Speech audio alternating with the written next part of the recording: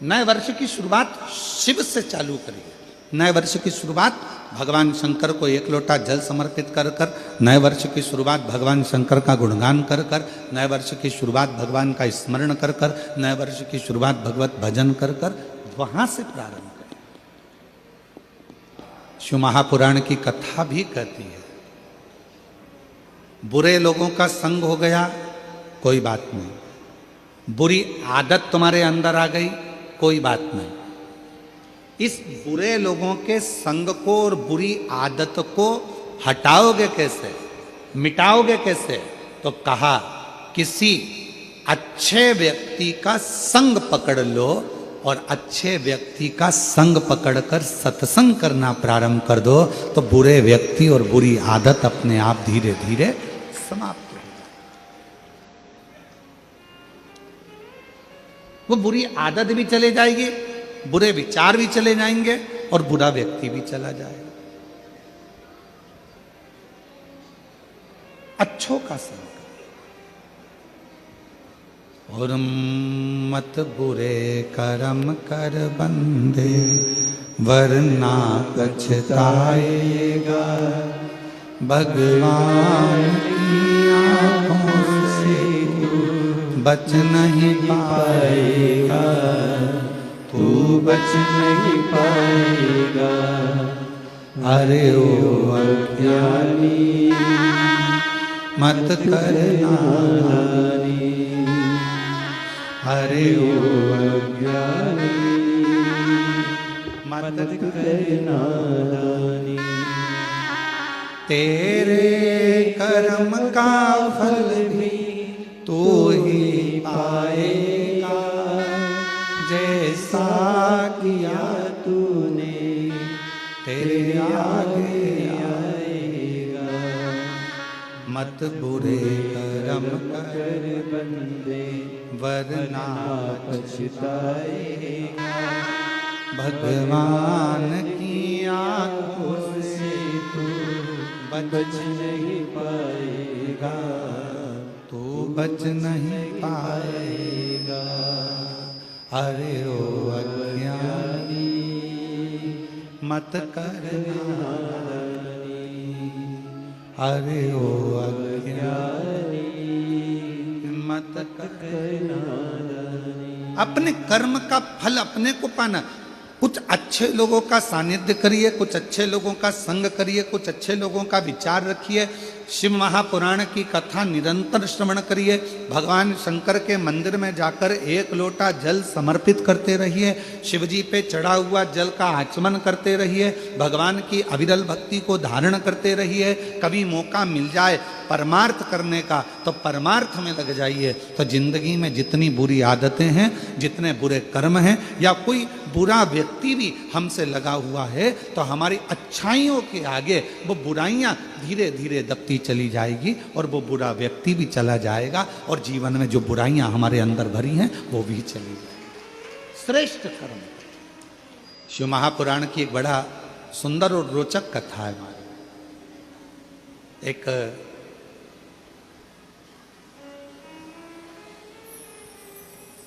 दक्षिण प्रदेश में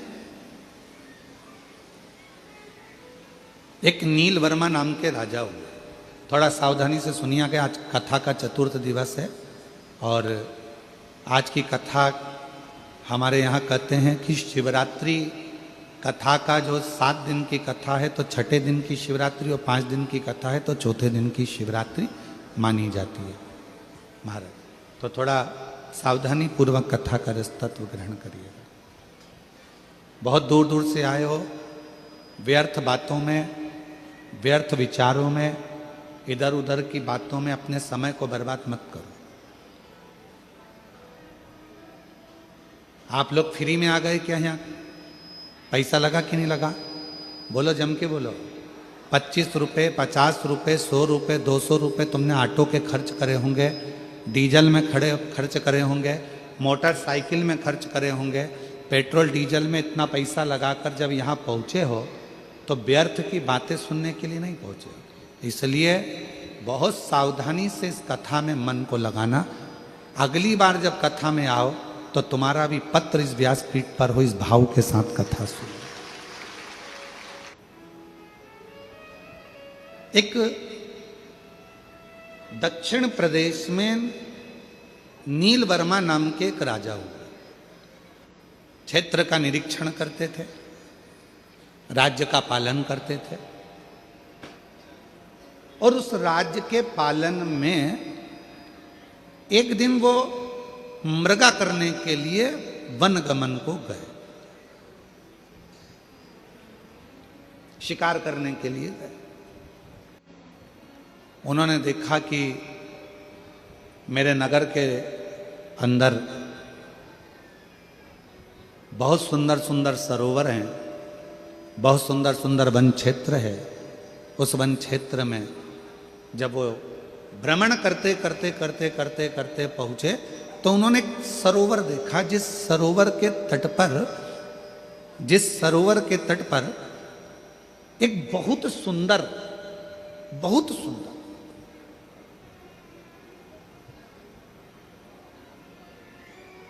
आर्ष पत्नी पद्मावती उस सरोवर के तट पर बैठकर शिवजी के मंदिर में शिव की साधना कर रही है,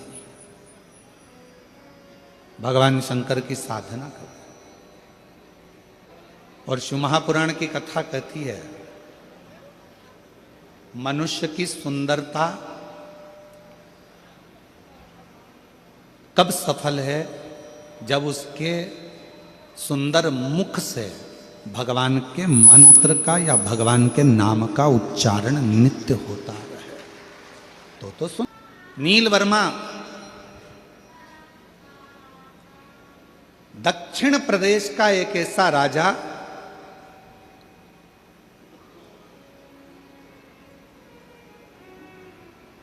आर्ष पत्नी पद्मावती को देखकर उसके मन में आया कि कितनी सुंदर स्त्री है, कितनी सुंदर, इसकी सुंदरता इतनी सुंदर।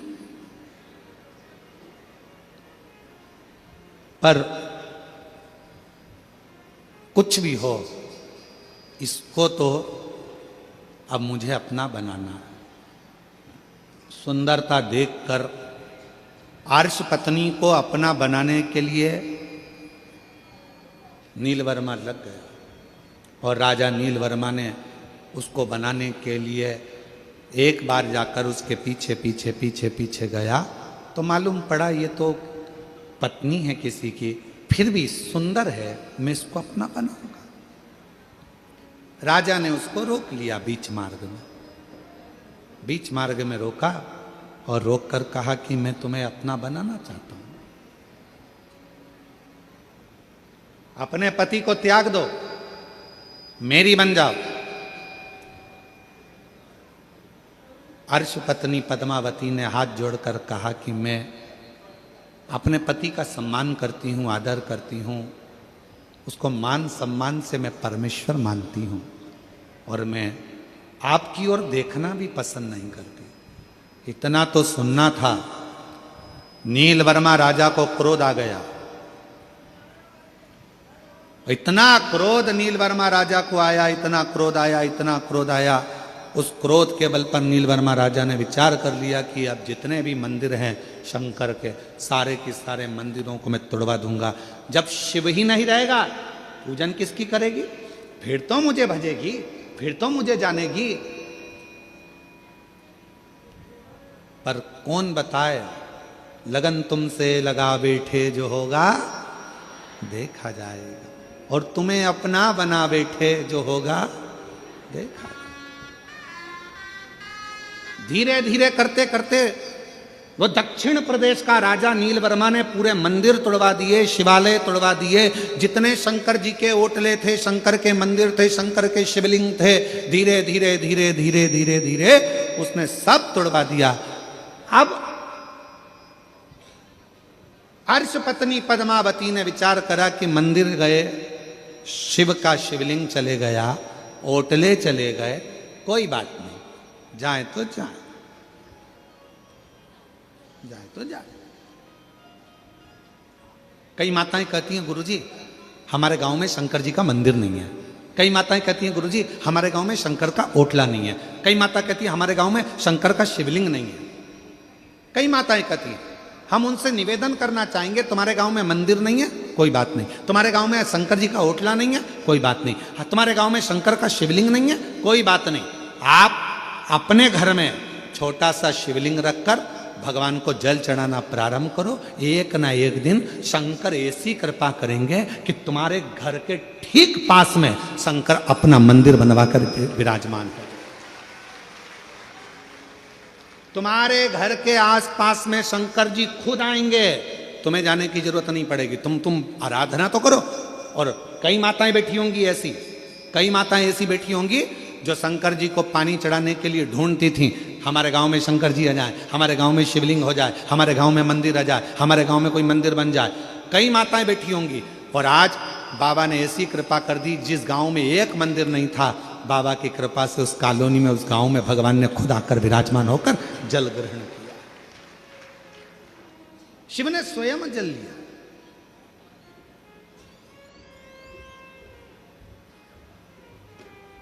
मेरा बाबा कहता है एक कदम चलो मेरी ओर, मैं 4 कदम चलूंगा तुम्हारी ओर। 4 कदम। तुम 1 लोटा जल मुझे देते हो, बाबा कहते हैं उस 1 लोटे जल से इतना वैभव मैं तुझे प्रदान कर देता हूं कि पूरी जिंदगी तुझे संभालने का बल अपने पास रखता हूं। पूरी जिंदगी। एक पत्र है, अच्छा है, देखिए। मेरा नाम सुनीति साहू है। पति का नाम श्री युगल किशोर साहू है। ग्राम पोटिया नकपुरा छत्तीसगढ़ के रहवासी हैं। कहीं बैठे हों तो हाथ हिला सकते हैं। आप ही हैं? आ जाइएगा, एक बार वापिस हाथ हिलाओ। मेरा नाम सुनीति साहू, आ जाइएगा।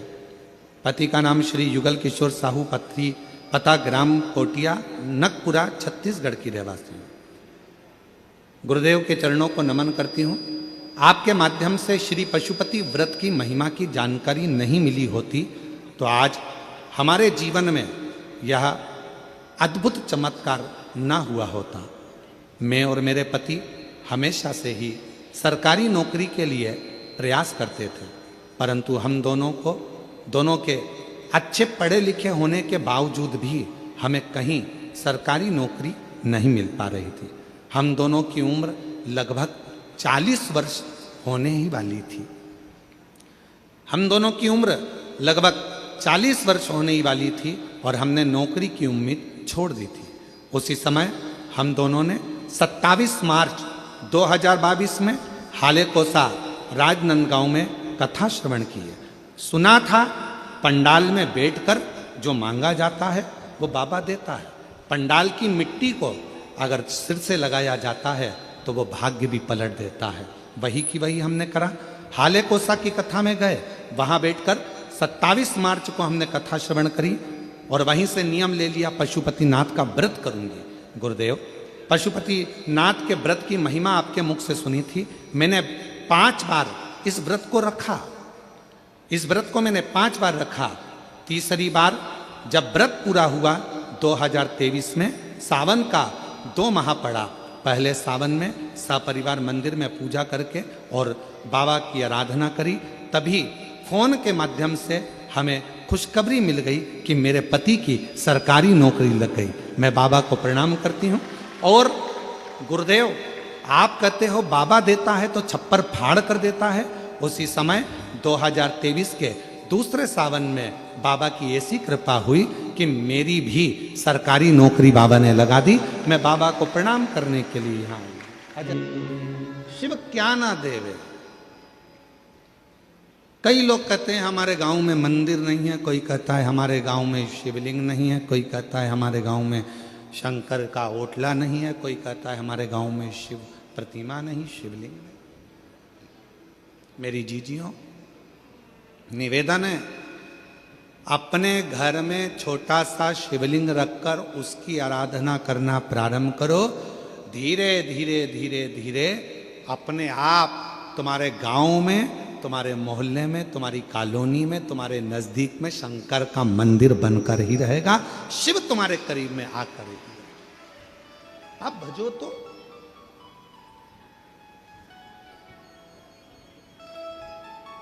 आप स्मरण करो तो।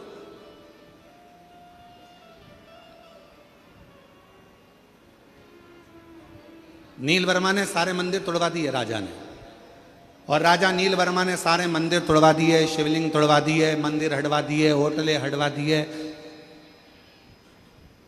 आर्षपत्नी पद्मावती एक कुंड के पास बैठ गई, मिट्टी का पार्थिव शिवलिंग का निर्माण कर रही है। पार्थिव शिवलिंग का निर्माण, और पार्थिव शिवलिंग का निर्माण करते करते करते करते वो आराधना में जो डूबी, साधना में डूबी, जो साधना में डूब गई, इतने में आ गया राजा नीलवर्मा। जैसे ही राजा नीलवर्मा आए, उन्होंने देखा कि ये पद्मावती तो वापिस शिव की आराधना में लग गई। अब शिवलिंग नहीं है, शिव प्रतिमा नहीं है, मंदिर नहीं है, होटलें नहीं है, शंकर का कहीं शिवलिंग नहीं है, तो इसने तो पार्थिव लिंग का निर्माण करना प्रारंभ कर दिया। पार्थिव लिंग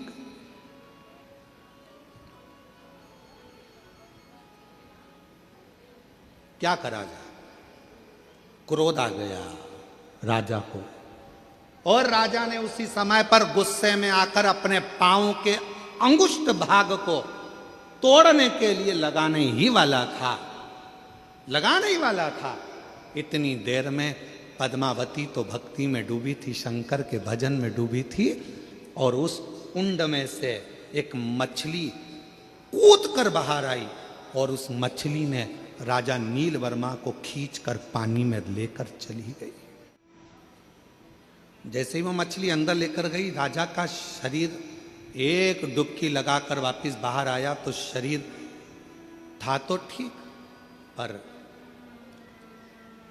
जब राजा अपने घर पर गया तो शरीर कंपायमान होने लगा, कंपित होने लगा, शरीर में कंपन उत्पन्न होने लगा। राजा सही से खड़े भी नहीं हो सकता था, राजा बैठ भी नहीं पा रहा था, चल नहीं पा रहा था। पूरे नगर में सूचना हो गई कि राजा ने शंकर भगवान का ऐसा अपमान करा है, शिव का ऐसा अपमान करा है कि राजा का शरीर अब कंपायमान हो रहा है, राजा का शरीर श्रेष्ठ नहीं है। मेरी जीजियों, मेरे जीजाओं, मेरी बेटियों, मेरे बेटाओं, मेरे बुजुर्ग माँ बाप, एक बात को याद रखना, बन सके तो जिंदगी में थोड़ा अच्छा करने का प्रयास करो। कोई मंदिर का निर्माण हो रहा है, उसमें हाथ बढ़ाकर काम करने का प्रयास करो। अपने यहाँ कोई अच्छा कार्य हो रहा है, उसमें थोड़ा सा आगे बढ़कर सहयोग करने का प्रयास करो। अपने गांव में कथा हो रही है तो उसमें हाथ बढ़ाकर आगे बढ़ाने का प्रयास करो कि हमारे नगर में, हमारे गांव में, हमारे क्षेत्र में कथा हो रही है, कम से कम शिव ने कृपा तो करी, जो यहाँ कथा हो रही है थोड़ा आगे बढ़कर उसमें प्रयास करो कि भगवान ने अगर तन अच्छा दिया है उसको लगाओ, मन अच्छा दिया है उसको लगाओ, धन अच्छा दिया है उसमें से एक पंखड़ी कथा में लगाने का प्रयास करो, मंदिर में लगाने का प्रयास करो। और अगर ये भी नहीं कर सकते हो तो कम से कम वहां जाकर प्रेम से उसकी आनंदता कर दो कि बहुत अच्छा काम कर रहे हो, बहुत बढ़िया काम कर रहे हो। पर इतना याद रखना, हाथ बढ़ाना, पर कोई धार्मिक आयोजन हो रहा हो तो उसमें अपनी टांग मत अड़ाना। हाथ बढ़ाना पर अपनी टांग मत अड़ाना। क्यों? यही टांग, यही पांव एक दिन ऐसा आता है तेरा बुढ़ापा आते आते जो विरोध करता रहता है, शिव जी को क्यों पूजते हो, शंकर को जल क्यों चढ़ाते हो, शिव का भजन क्यों करते हो, शंकर के मंदिर क्यों जाते हो, क्यों शंकर की कथा हो रही है, क्यों हो रही है, क्यों हो रहा है। जो व्यक्ति ज़्यादा टांग अड़ाता है, एक दिन वो व्यक्ति बुढ़ापा आते आते अपने पाँव पर भी खड़ा नहीं रह पाता है। ऐसी बीमारी में ग्रसित हो जाता है कि ना हाथ हिल पाता है, ना पाँव हिल पाता है। फिर प्रार्थना करता है, लोग तेल की मालिश करें, शरीर को घिसें, डॉक्टरों के पास जाएं, फिर थेरेपी कराएं, शरीर काम नहीं कर रहा। क्यों? हमने इस शरीर का सदुपयोग नहीं करा। सदुपयोग करें। और मत बुरे कर्म कर बंदे, वरना पछताएगा। भगवान की आंखों से तू बच नहीं पाएगा, तू बच नहीं पाएगा। और कई कई जीव ऐसे भी होते हैं जो भगवंत भजन में डूबे रहते हैं, सत्संग में डूबे रहते हैं, कथा में डूबे रहते हैं, संकीर्तन में डूबे रहते हैं, अच्छा काम करते हैं, मंत्र जाप करते हैं, तीर्थ जाते हैं, अच्छा भजन करते हैं, यज्ञ करते हैं, अनुष्ठान करते हैं, अभिषेक करते हैं, पूजन करते हैं। उसके बाद भी शरीर में रोग आ जाता है, उसके बाद भी शरीर कष्ट में हो जाता है, उसके बाद भी हाथ पैर कड़क हो जाते हैं, उसके बाद भी शरीर नहीं चल पाता है। तो कई लोगों ने पूछा कि ये तो अच्छा भजन करने वाला था, स्मरण करने वाला था, कीर्तन करने वाला था, तीर्थ करने वाला था, इसके साथ में ये प्रॉब्लम कैसे खड़ी हो गई? उसका कारण केवल इतना सा है, हमारे पूर्व जन्म का कोई पुराना कर्म रह गया था। वो कर्म आज हमको भोगना पड़ रहा है, उसको काटना है, उसको काटना है, उसको काटना। श्रेष्ठ कर्म।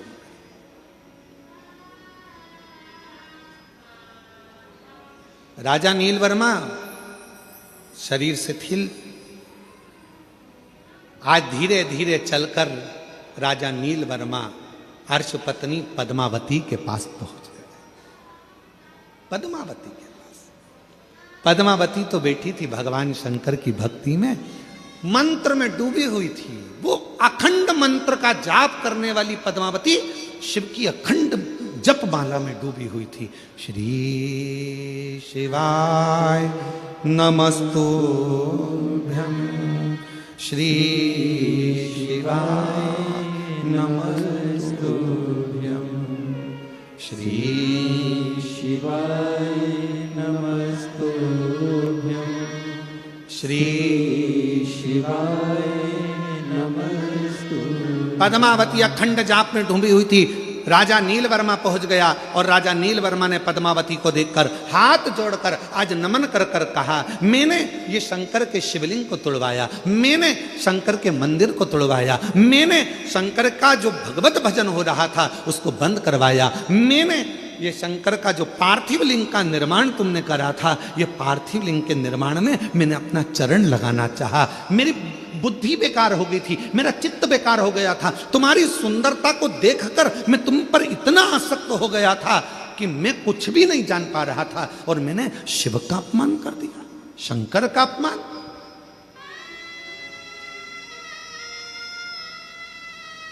विनाश काले क्या बोलते हैं? विपरीत बुद्धि।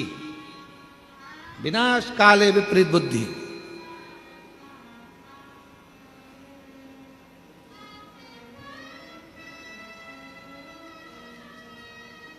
एक कथा सुनाई थी, आप लोगों के स्मरण में है?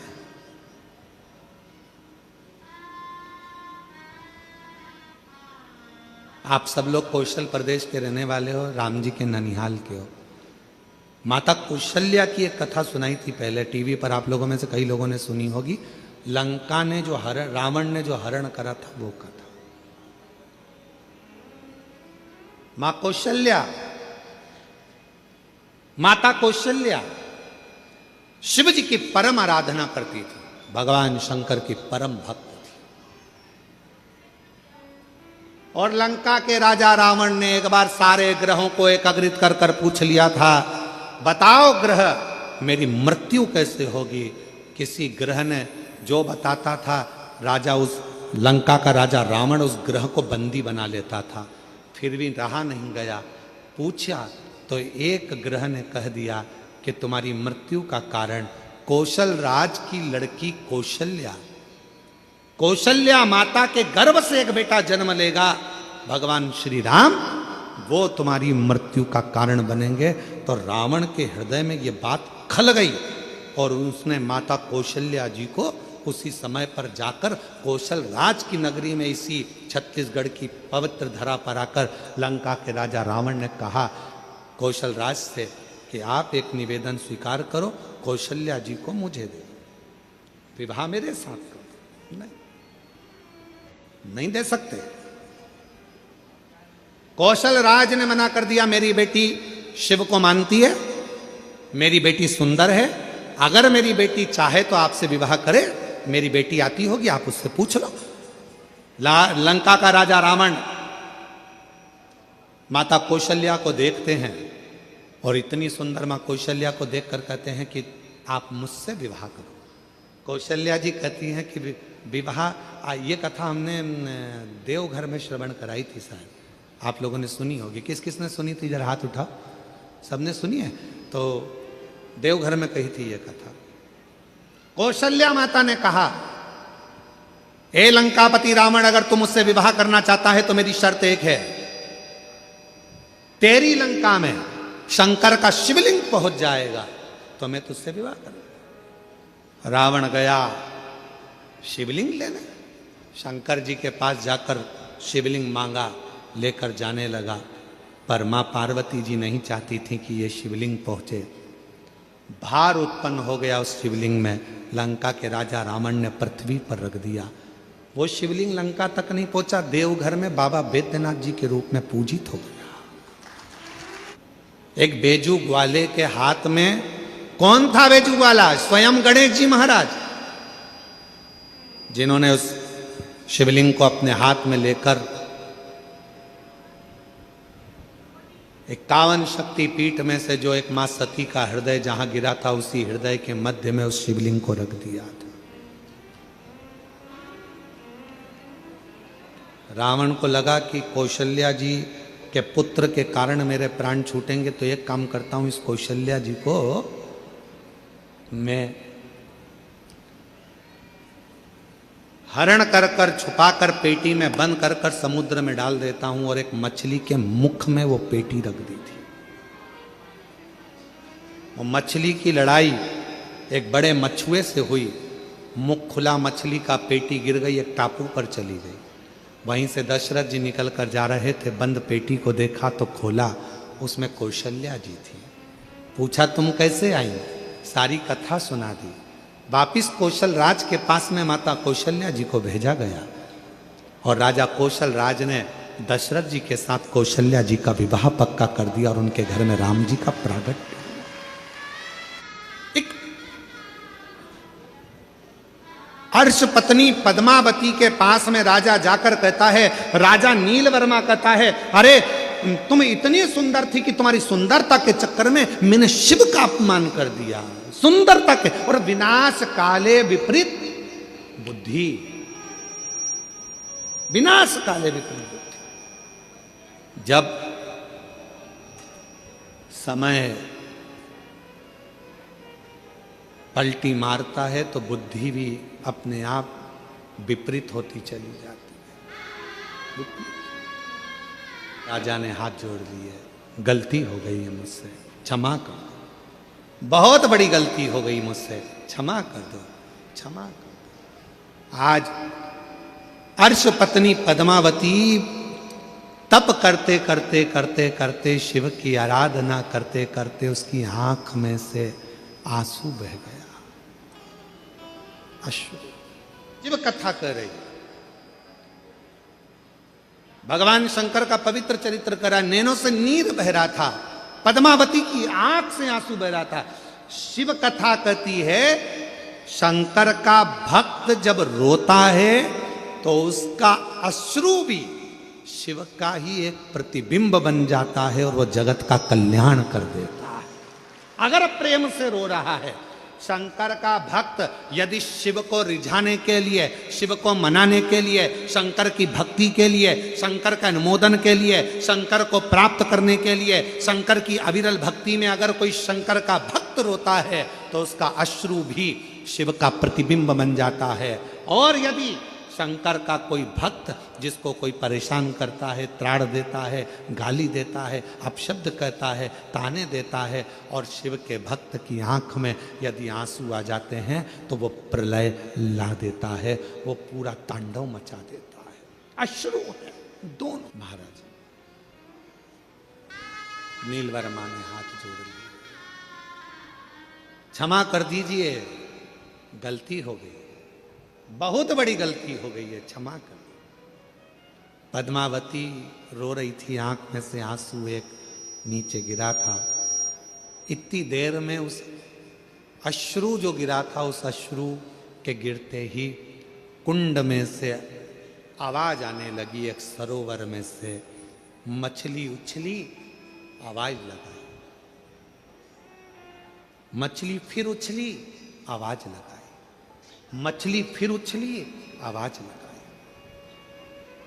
पद्मावती, पद्मावती, हे पद्मावती। पद्मावती तो साधना में डूबी हुई थी, ध्यान नहीं दे पाई। मछली ने फिर आवाज लगाई, पद्मावती, हे पद्मावती। पद्मावती ध्यान नहीं दे पाई, वो भगवत भजन में डूबी हुई थी, भक्ति में। आखिरी में जब आवाज लगाई, मछली फिर उछली पानी में से, आवाज सुना पद्मावती ने। पद्मावती ने हाथ जोड़कर कहा, कहां से आवाज आ रही है? मछली में से आवाज आई, पद्मावती, जिस शिव की तू आराधना कर रही थी, आज वही मैं शिव इस मछली के प्रतिबिंब स्वरूप में यहां विराजमान हूं। इस मछली के प्रतिबिंब स्वरूप। पद्मावती, राजा नील वर्मा से कह दे, उसने इस कुंड में जो तू शिवलिंग का विसर्जन करी थी, उसमें पांव लगाने का प्रयास करा था, इसी कुंड में राजा से बोल स्नान करे। स्नान करेगा, उसके शरीर का रोग पूरा मिट जाएगा, पूरा रोग। पद्मावती ने कहा नील वर्मा राजा से, राजन इस कुंड में स्नान कर लीजिए, जाओ स्नान करो। नील वर्मा राजा जैसे ही उस कुंड में प्रवेश करा, निकलकर जब बाहर आया, पूरा शरीर राजा का अच्छा हो गया।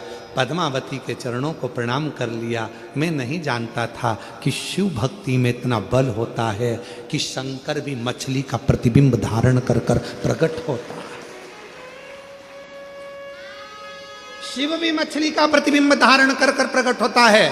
पूरे विश्व में, पूरे भारत की भूमि पर कहीं ऐसा मंदिर नहीं है जहां शंकर भगवान मछली के रूप में पूजाते हैं।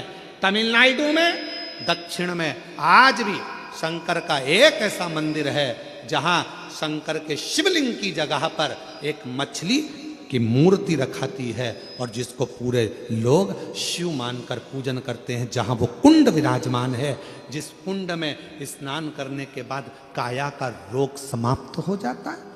आज भी तमिलनाडु में मंदिर है, आज भी विराजमान। शिव, पशु के शिव, पक्षी के शिव, सबके शिव, सबके।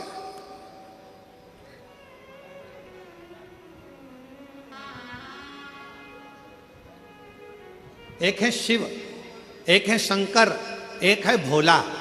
तीन नाम हैं, तीनों को समझ लीजिए। शिव का मतलब है जो तुम्हारी श्वासों में रमण कर रहा है, जो संसार का पालन करता, संहार करता, सब कुछ वही है, वो शिव है। दूसरा नंबर है शंकर, जो जिसमें प्राण भी नहीं है। मिट्टी, जमीन, पत्थर, सब जिसमें भी प्राण नहीं है, वो भी शंकर का प्रतिबिंब है। कंकर शंकर माना जाता है। कंकर। भोला अर्थात जिस पशु में, पक्षी में, जलचर में, थलचर में, वायुचर में, अग्निचर में, सब जीवों में जो सदा विराजमान है, वो भोला है, वो शिव है। भगवान शिव की कथा कहती है, शिव स्मरण कहता है। राजा नील वर्मा ठीक नहीं होता, पर अर्च पत्नी पद्मावती का संग पकड़ लिया, उसके चरणों में झुक गया, प्राप्ति हो गई। कुछ ना कुछ तो मिलता ही होगा ना शिव की शरणागति में झुकने से। कोई लेट बनता है, वो कहते हैं कोई जल्दी बनता है, कोई लेट बनता है। शिव को जल चढ़ाने वाला एक दिन सेठ जरूर बनता है। थोड़ा समय लग सकता है, थोड़ी देरी हो सकती है, थोड़ा समय लग सकता है, पर यदि आपने भगवान शंकर की आराधना करी है, शिव की भक्ति करी है, तो उसका फल मिलता जाए, मिलेगा। एक पत्र है, अच्छा है। आलोक कुमार यादव, सिंगार घाट, खेरगढ़, छुईर वरदान है, खेरगढ़, गंडही से आए हैं। कहीं बैठे हों तो आ जाइएगा। आ जाओ बेटा, एक बेलपत्र लेकर जाइएगा। आ जाओ, आ जाओ, आ जाओ, रोते नहीं, आ जाओ, खुश होकर आओ। आ जाओ, आ जाओ, आ जाओ। पत्र लिखा है बेटे ने कि मैं अंदर से बहुत टूट गया था। सब लोग कहते थे कि मैं पढ़ नहीं सकता, मैं पास नहीं हो सकता। गुरुदेव, पूरा गांव का लोग कहता था कि तू कभी नहीं पढ़ सकता, पास नहीं हो सकता, पर आपकी कथा सुनकर एक लोटा जल चढ़ाना प्रारंभ करा और ऐसी बाबा ने कृपा कर दी। गुरुदेव, पूरे गांव के लोग अपशब्द कहते थे, आज पूरे गांव के लोगों के सामने मैंने 10th क्लास फर्स्ट रैंक से पास करी है। और गुरुदेव 10वीं भी क्लियर करी आपके आशीर्वाद से, और 11वीं क्लास भी आपके आशीर्वाद से फर्स्ट क्लास पास करी। पूरा गांव का लोग कहता था कि तू जिंदगी में कभी 10th पास नहीं कर पाएगा, पढ़ नहीं पाएगा, आगे नहीं बढ़ पाएगा। अब तो इतनी हिम्मत आ गई ना गुरुदेव कि ऐसा लगता है कि मैं भी एक दिन उच्च पद पर जरूर बैठूंगा और खूब मेहनत करूंगा। हिम्मत नहीं हारता, और हिम्मत हारना भी नहीं चाहिए। एक पत्र हो रहा है, अच्छा सुंदर पत्र है हमारे।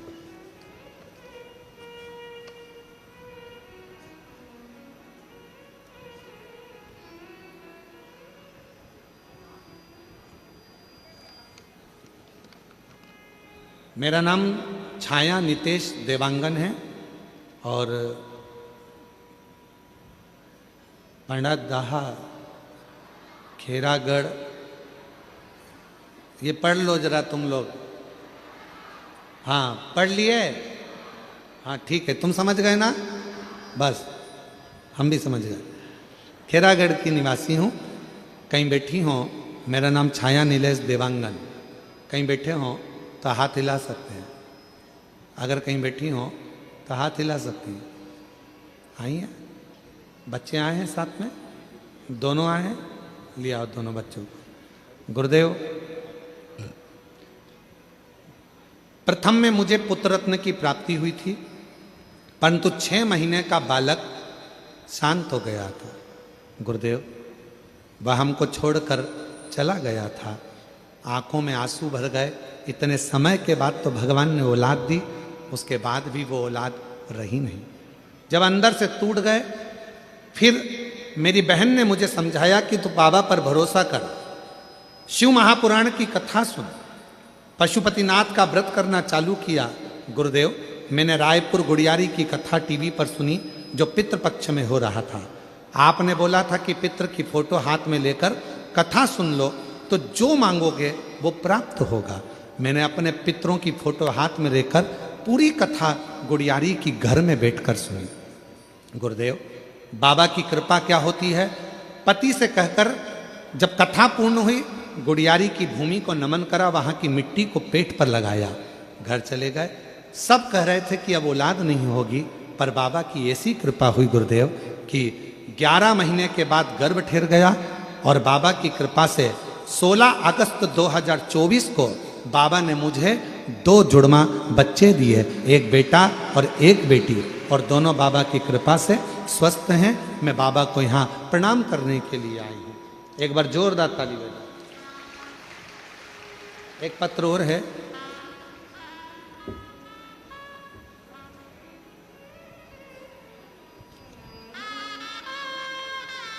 नेहा साहू, कमल नारायण साहू, गांव का नाम पढ़ो जल्दी से।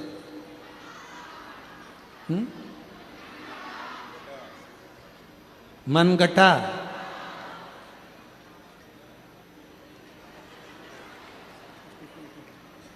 जिला राजनांदगांव।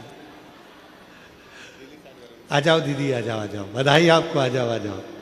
गुरुदेव, शादी के कई साल निकल गए थे, संतान का सुख नहीं था। 1 साल, 2 साल, 3 साल, 4 साल, 5 साल, 6 साल, 7 साल, 8 साल, ऐसे इंतजार करते करते निकल गए। डॉक्टरों का इलाज करवाते रहे, फिर भी औलाद का सुख नहीं हुआ। तब किसी ने कहा कि पंडाल में बैठकर यदि कथा श्रवण करी जाए तो फल मिलता है। हम लोगों ने गुड़ियारी की कथा को श्रवण करा। बाबा की कृपा ऐसी हुई गुरुदेव, हम गुड़ियारी की कथा सुनकर आ गए, डॉक्टरों से इलाज भी करवाते रहे, पर संतान का सुख उत्पन्न नहीं हुआ। तब सीहोर पहुंच गए, वहां का कंकर शंकर लेकर आए, रुद्राक्ष लेकर आए और उसका पूजन करा। अमलेश्वर की कथा में गए, वहां जाकर 2 दिन तक रुककर रात्रि का विश्राम कर कर वहां की मिट्टी को गर्भ से लगाया और बाबा की ऐसी कृपा हुई, गर्भ ठहर गया। 14/5/2025 को कई सालों के बाद बाबा ने हमें संतान की प्राप्ति कराई। हम बाबा को यहाँ प्रणाम करने के लिए आए। एक पत्र और है, पूनम साहू, पति का नाम योगेश साहू, ग्राम, जल्दी पढ़ो, बोरई नकपुरा। कहीं बैठे हो तो हाथ हिला सकते हैं, आप ही हैं। बच्चा आया है साथ में, लिया बेटा। गुरुजी नमन करती हूँ। शादी 2011 में हुई थी, शादी के 12 वर्ष हो गए थे, पर संतान प्राप्ति नहीं हुई। हमने संतान के लिए विभिन्न प्रयोग किए, कई डॉक्टरों का इलाज करवाया, बहुत से झाड़ फूक भी करवाए, किंतु किसी भी प्रकार से कोई लाभ प्राप्त नहीं हुआ। फिर सन 2022 में हाले कोसा में आपकी कथा सुनी थी, पशुपति नाथ का व्रत करा। पता चला मैंने 3 बार पशुपति व्रत किया, तथा उसके बाद 2024 में 2 महीने का सावन पड़ा, जिसमें मैंने घर पर ही गमले की मिट्टी शिवलिंग बनाकर पूजन करने का उपाय चालू कर दिया और प्रतिदिन जल चढ़ाने मंदिर को जाने लगी। उसी बाद बाबा ने ऐसी कृपा कर दी, 29/4/2024 को मेरे घर 12 साल के बाद संतान की प्राप्ति हो गई। जोरदार ताली बजा। कैसे ना सुने शिव, कैसे ना धारण करे भगवान शंकर। महाराज, जब विश्वास बढ़ता है तो शिव जरूर मिलता है। विश्वास बढ़ने पर शिव प्राप्त हो।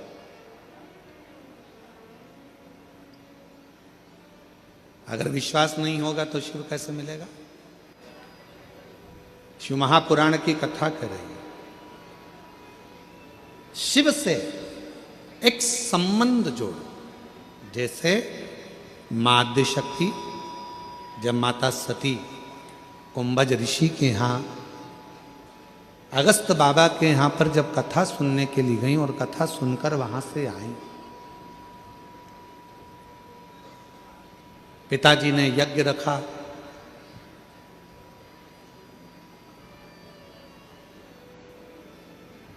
सबको बुलाया, पर शिव को नहीं बुलाया, भगवान ओघड़दानी को नहीं बुलाया। सब गए। सती मैया देख रही है कि सब जा रहे हैं, पर मेरे पिता ने मुझे निमंत्रण नहीं दिया।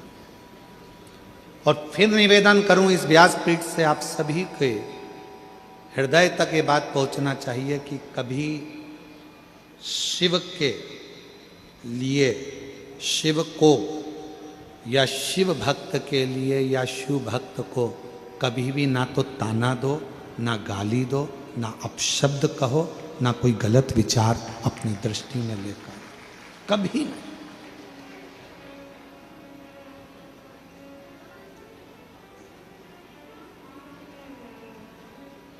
आप शंकर जी के मंदिर में जाकर एक लोटा जल चढ़ाते रहो, आपके धीरे धीरे धीरे धीरे दुख कटते चले जाए।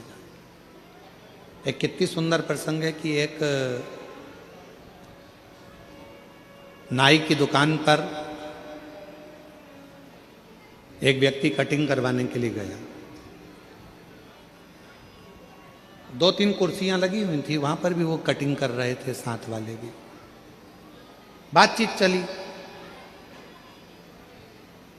कटिंग करते करते करते करते आपस में बातचीत चल रही थी और बात निकल गई किसी राजनीति की।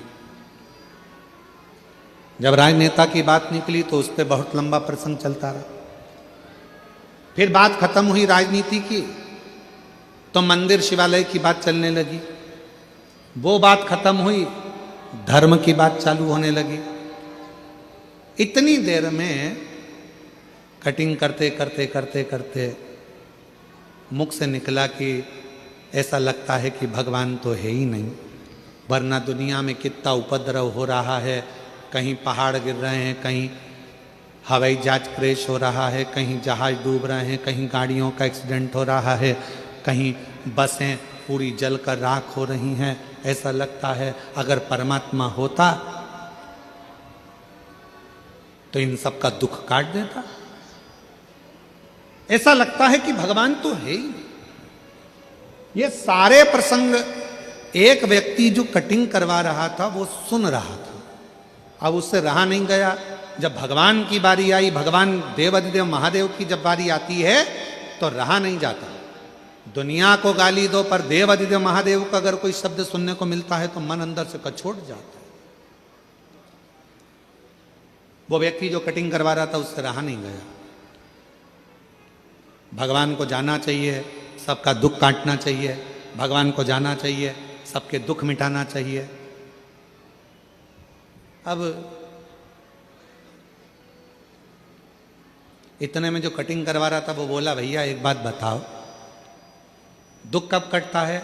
जब आप भगवान के पास जाओगे तो ही तो दुख कटेगा ना। अब तुम भगवान के पास जाओगे ही नहीं तो दुख कैसे कटेगा? तो ऐसा कोई होता है क्या कि कैसे नहीं होता? दोनों में थोड़ी सी बहस छिड़ गई। कटिंग करवाने वाला व्यक्ति कटिंग कराकर बाहर गया। सामने से एक व्यक्ति निकल कर जा रहा था, उसके बहुत पागल सा वो व्यक्ति था, बड़े बड़े बाल हो रहे थे, बड़ी बड़ी दाढ़ी हो रही थी। ये आया दौड़कर और कहा नाई बाबा से कि बाबा एक बात याद रखो, तुम एक काम करो कि मैं तुमको पैसे दे दूंगा, तुम जाकर ये व्यक्ति जो जा रहा है इसकी कटिंग करो।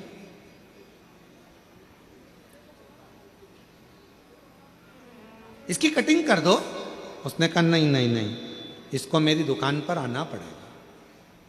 ये मेरी दुकान पर आएगा तो मैं इसके बाल काट दूंगा। मैं कहाँ इसके पीछे पीछे जाऊंगा बाल काटने के लिए? ये मेरी दुकान पर आएगा तो मैं इसके बाल काटूंगा। इतने में वो व्यक्ति बोला कि भैया मैं भी तो यही कह रहा था, जैसे तुम कह रहे हो कि मेरी दुकान में आएगा तो बाल काटूंगा, उसी तरह देव अधिदेव महादेव भी कहते हैं कि मेरे मंदिर में एक लोटा जल चढ़ाने आएगा तो मैं दुख काटूंगा। आना मेरा काम है और मेरी बिगड़ी बनाना तेरा काम। तेरी चौखट पर मैं आ ही गया, मुझे दर्शन दिखाना तेरा काम। आ गया मैं तेरे दरवाजे, अब दर्श दिखाना ये तेरे हाथ। और मेरे भोले तेरा सहारा है, मेरे भोले तेरा सहारा है। मेरी नैया का तू किनारा है, मेरी नैया का तू किनारा है। मेरे बाबा तुझे पुकारा है,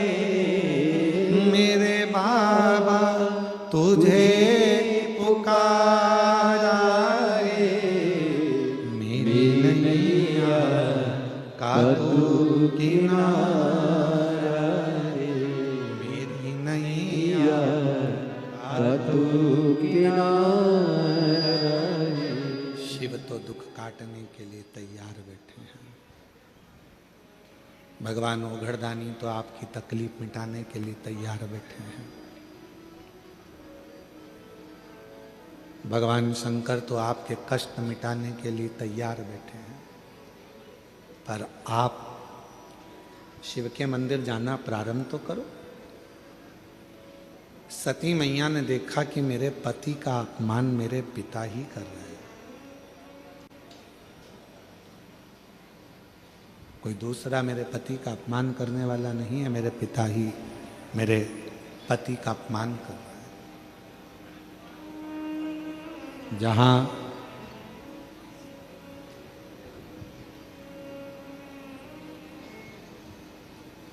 शिव महापुराण की कथा कहती है, वक्त और व्यक्ति, इसको कभी हल्के में मत लेना।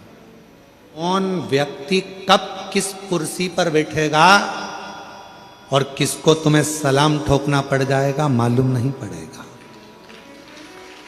इसलिए कब किस व्यक्ति से क्या काम निकालना पड़ जाए कोई भरोसा नहीं, कब किसका वक्त पलट जाए कोई भरोसा नहीं। इसलिए वक्त और व्यक्ति इन दोनों को हल्के में नहीं लेना चाहिए।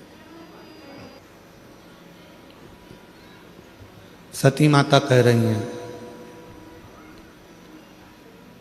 मेरे पति का अपमान मेरे पिता ने कर दिया, फिर भी शिवजी ने मना करा था कि तुम यज्ञ में मत जाओ। क्यों जा रही हो उस यज्ञ में जिस यज्ञ में अपने को निमंत्रण ही नहीं है? और शायद हम इस व्यासपीठ से कहेंगे कि शिव महापुराण की एक कथा दुनिया में ऐसी होती है जिसका निमंत्रण पत्र नहीं छपता, ना किसी के घर पर भेजा जाता। केवल शिव महापुराण की कथा एक ऐसी होती है जिसका निमंत्रण पत्र भी नहीं छपता, निमंत्रण किसी के दरवाजे पर भी नहीं जाता। सूचना जरूर पहुंच जाती है कि अपने गांव में कथा हो रही है, आओ और इस कथा का लाभ लो और अपने जीवन को सार्थक आओ, इस कथा का लाभ लेकर अपने जीवन को सार्थक बनाओ। ये सूचना भले सबको हो जाती है, सूचित हो जाता है, सबके पास खबर पहुंच जाती है, सबके पास। महाराज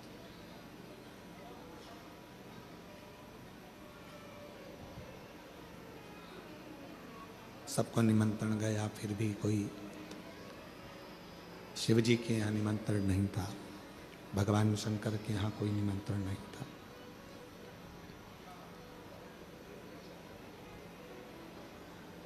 सती मैया फिर भी गई और माता सती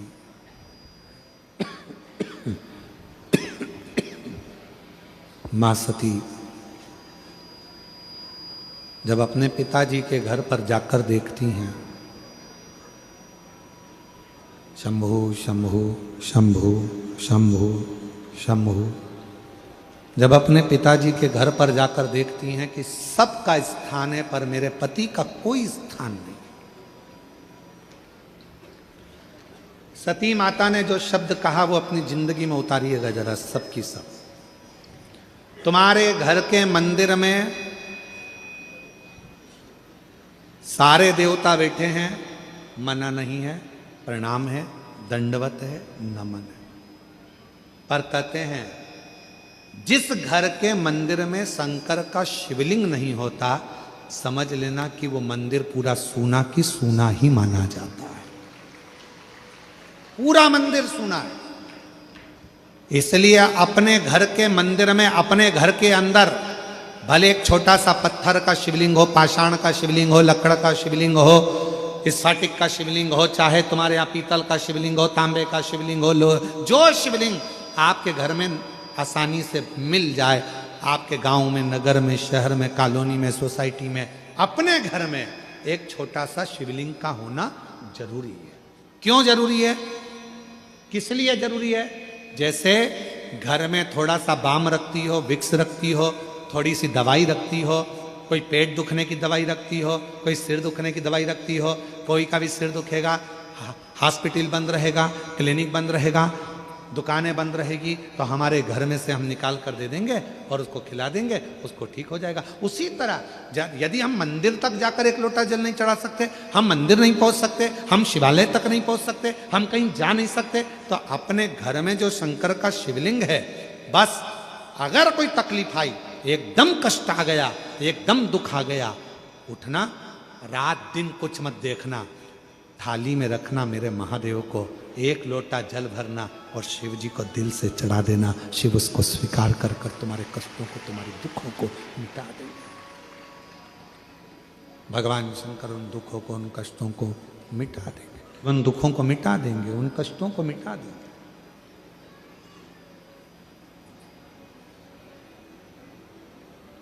शिव के मंदिर में जाकर नहीं पहुंच पाए, रात्रि का समय है, नहीं पहुंच पाए, मंदिर के पट बंद है, नहीं पहुंच पाए, तो कम से कम शिव के करीब में जाकर भगवान शंकर को एक लोटा जल चढ़ाकर अपने घर के मंदिर में, अपने घर के शिवलिंग पर जब एक लोटा जल हम समर्पित करेंगे, तो हमको ये लगेगा ना कि हमारे शिव को हमने चढ़ाया।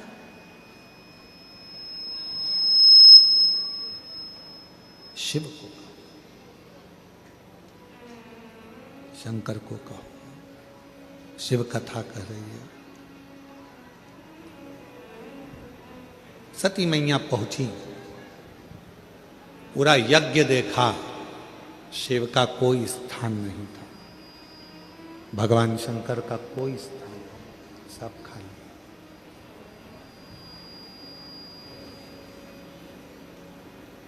तुम्हारा कितना भी बड़ा मकान हो, तुम्हारी कितनी बड़ी भी प्रॉपर्टी हो, उस मकान में, उस घर में अगर शंकर का शिवलिंग नहीं है, तो तुम्हारा प्रॉपर्टी, तुम्हारा मकान किसी काम का नहीं।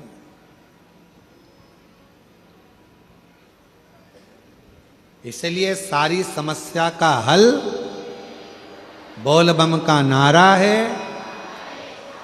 श्री शिवाय नमस्ते। शिवलिंग का होना बहुत जरूरी है। एक पत्र है, अच्छा है, अच्छा पत्र है। गीता साहू, पति रमेश साहू, ग्राम मालूद, जिला दुर्ग। गीता साहू, पति रमेश साहू कहीं बैठे हों तो हाथ हिला सकते हैं। और ग्राम मालूद, जिला दुर्ग। बच्चेदानी में गठान हो गई थी, डॉक्टर लोग बोल दिए थे कि गांठ का ऑपरेशन कर निकालना पड़ेगा। फिर भी हम लोग हिम्मत नहीं हारे और कथा सुनने के लिए ग्राम कोड़िया में पहुंच गए। कथा सुने, विश्वास उत्पन्न हुआ और वहीं से हमारे आसपास में कोई शिवलिंग नहीं था, मंदिर नहीं था। घर के अंदर छोटा सा शिवलिंग लाकर उसी पे जल चढ़ाना प्रारंभ कर दिया। शिव जी की ऐसी कृपा हुई, उस जल को चढ़ाकर पीती, बेलपत्र खाती। और बाबा की कृपा से जब मैं डॉक्टर को दूसरी बार दिखाने के लिए गई तो मेरी बच्चेदानी की गठान नहीं थी, पूरी की पूरी गल चुकी थी। ये बाबा की कृपा से मैं ठीक हुई। ये शिव की आराधना। अपने घर में भगवान शंकर का शिवलिंग रखकर शिव की आराधना करें। भगवान शंकर का शिवलिंग रखकर आराधना कर कर भी हम शिव तत्व को प्राप्त कर सकते हैं। शिव तत्व। सती मैया ने कोई स्थान नहीं देखा, बड़ी दुखी हो गई, बड़ी दुखी। और शंभू शरण बड़ी मांगू घड़ी रे घड़ी, दुख काटो दया करी ने दर्शन